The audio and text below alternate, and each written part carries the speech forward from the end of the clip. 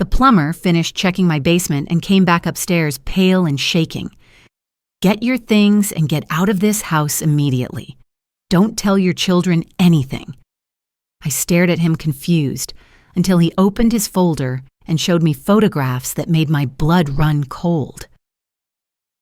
I'm Margaret Hayes, a 67-year-old retired forensic accountant who spent 35 years investigating financial fraud for major corporations. My final salary was $145,000 annually, and I'd built a reputation for uncovering the most sophisticated embezzlement schemes. What my children, Michael and Linda, didn't know was that my professional instincts had been quietly documenting their suspicious behavior for months. The morning had started routinely with coffee in my favorite porcelain mug when I noticed water dripping from the dining room ceiling. The upstairs bathroom had been completely renovated 2 years ago under Michael's supervision, so this leak made no sense. When I called him at work, his response was oddly evasive. "Mom, just call a plumber. I can't leave work right now." "But shouldn't we check the warranty? We just had everything fixed." No, it's better to call someone new. I'll send you a number." His insistence on avoiding the original contractors struck me as strange, but Michael had been increasingly irritable lately. My 45-year-old son worked construction and had been coming home exhausted, avoiding eye contact during our silent dinners. Linda, my 38-year-old daughter, had moved back home 6 months ago after her divorce, bringing nothing but 2 suitcases and a bitterness that seemed to seep into every conversation. She spent most days locked in her old room, emerging only for quick meals before disappearing again. Manuel the plumber arrived exactly on time, a professional in his 50s with kind eyes behind wire-rimmed glasses. He examined the ceiling spot, went upstairs to check the bathroom, then headed to the basement with his toolbox. "This might take a while, ma'am. I need to trace the source through your main systems." For over an hour, I heard him working below, the metallic sounds of tools echoing through the house. When he finally emerged, his entire demeanor had changed. His hands trembled as he closed his toolbox, and his face had lost all color. "Mrs. Hayes, I need to show you something that has nothing to do with plumbing." He led me to the kitchen table and opened a folder containing detailed photographs. The images showed a sophisticated system hidden behind my basement furnace. Thin plastic tubes connected to metal containers filled with different colored liquids. Digital timers displayed countdown sequences, and everything was connected to my home's ventilation system. "This is directed specifically toward your bedroom's air ducts," Manuel explained, his voice barely above a whisper. "Someone has installed a chemical dispersal system designed to release substances into the air you breathe." My forensic training kicked in immediately. This wasn't random. It required technical knowledge, unlimited access to my house, and someone who understood ventilation systems. The bathroom renovation had provided perfect cover, weeks of workers in the house, with Michael personally supervising every detail. "How long has this been operational?" I asked, surprised by how calm my voice sounded despite the terror building in my chest. "Based on the residue buildup and timer wear, I'd estimate 8 to 9 months. 9 months. Exactly when my mysterious health problems had started. The constant fatigue, headaches, and weakness I'd attributed to aging were actually symptoms of gradual poisoning. My own children had been systematically trying to kill me. As a forensic accountant, I'd seen financial desperation drive people to unthinkable acts, but never in my own family. Yet the evidence was undeniable. Someone with construction knowledge and chemistry background had installed this death trap with meticulous planning. "Mrs. Hayes, have you noticed that your children don't seem to suffer the same symptoms?"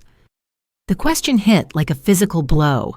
Michael and Linda appeared perfectly healthy despite living in the same house, because they knew exactly when the system operated and which areas to avoid. "We need to document everything," I said, my professional instincts taking over. "Then we call the police." But Manuel shook his head grimly. "Ma'am, I need to tell you something else. While I was photographing the device, I heard your children talking in the kitchen. They know something's wrong." My phone buzzed with a text from Linda. "Mom, is everything okay? You've been quiet today." What my children hadn't counted on was that their mother had spent decades building cases against sophisticated criminals. I knew how to gather evidence, protect witnesses, and coordinate with law enforcement. My professional network included prosecutors, private investigators, and forensic specialists who owed me favors from previous cases. "Manuel, I need you to email those photos to yourself immediately. Then we're leaving." Within minutes, we were in his truck driving to a hotel downtown. From my room, I began making calls to contacts I'd cultivated over 35 years in forensic investigation. First, I called Detective Rebecca Stone, whom I'd worked with on multiple fraud cases. "Rebecca, I need a favor. I have evidence of an attempted murder, and the perpetrators are my own children." Her response was immediate and professional. "Margaret, send me everything you have. I'll coordinate with the prosecutor's office and get search warrants moving."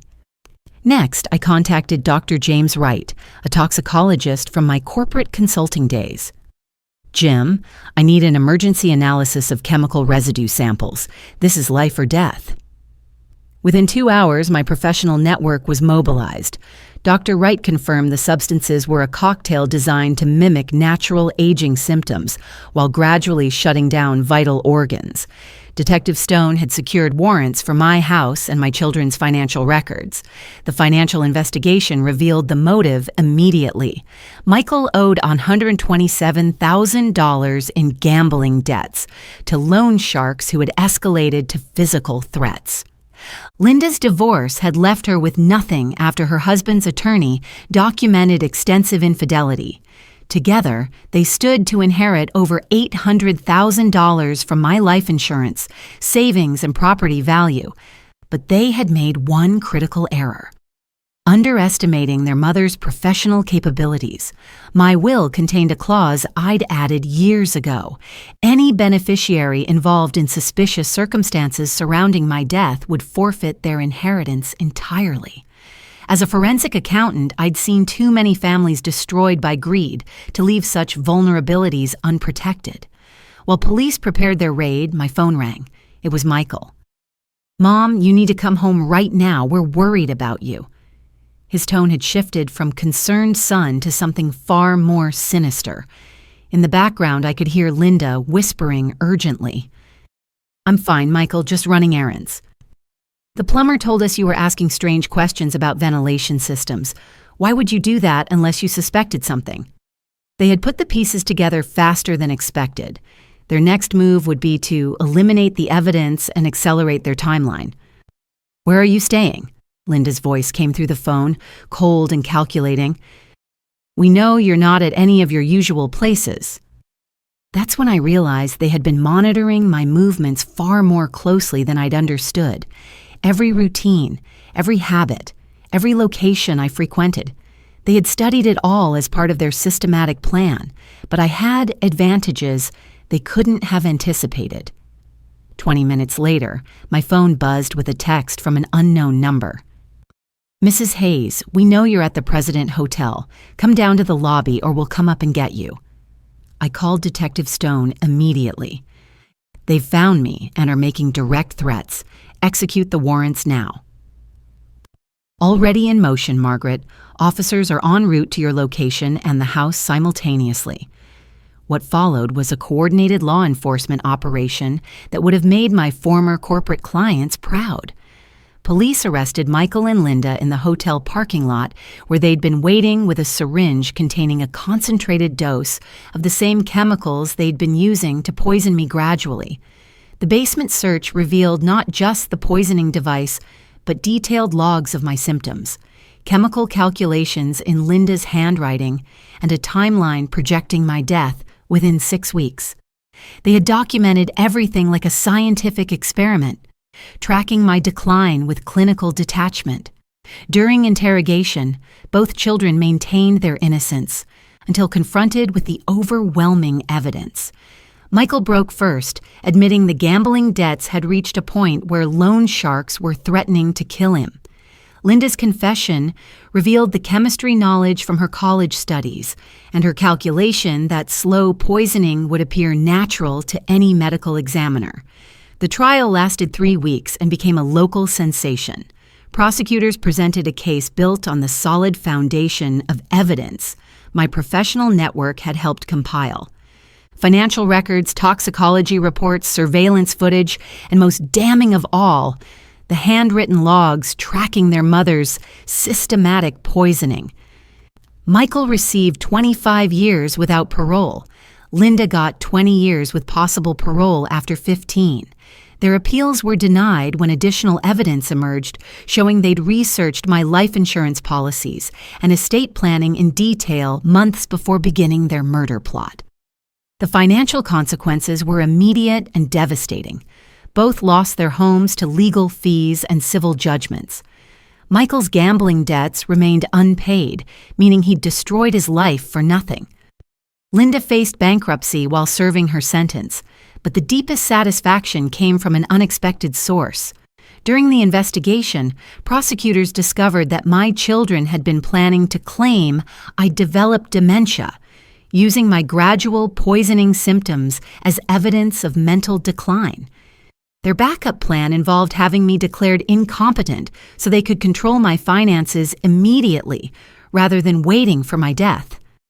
They had underestimated every aspect of their target: my professional training, financial resources, network of contacts, and most importantly, my ability to think strategically under pressure.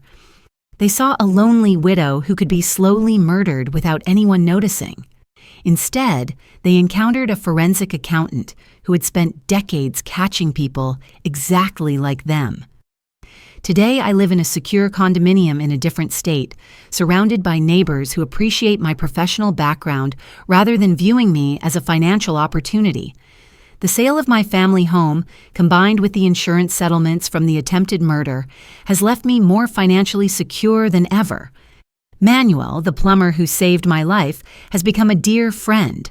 I helped him expand his business using contacts from my corporate consulting days, and he credits me with transforming his family's financial future. Real loyalty, it turns out, comes from mutual respect rather than blood relations.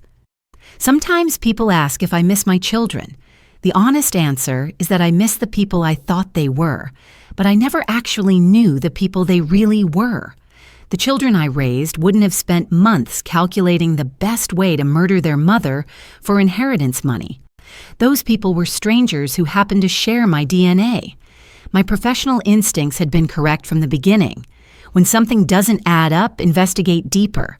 When people's behavior changes without explanation, document everything. When financial pressure creates desperation, expect the unthinkable. The most valuable lesson from 35 years in forensic accounting proved true even in my own family. Follow the money, trust the evidence, and never underestimate what people will do when they think they can get away with it. My children gambled that a lonely widow would be an easy target.